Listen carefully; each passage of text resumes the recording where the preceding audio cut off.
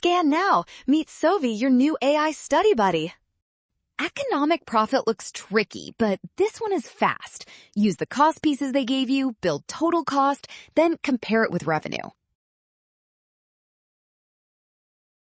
Economic profit equals total revenue minus total cost. So start with revenue.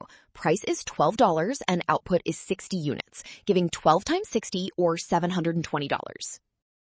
Now find average total cost by adding average variable cost and average fixed cost. 8 plus 2 equals $10 per unit, and marginal cost is extra information here. Then total cost is 10 times 60, or 600, so profit is 720 minus 600, which equals $120, making option B correct. Well done! Option B. Scan now, watch signs, and avoid rush. Trust given numbers and check steps so extra data does not bait you.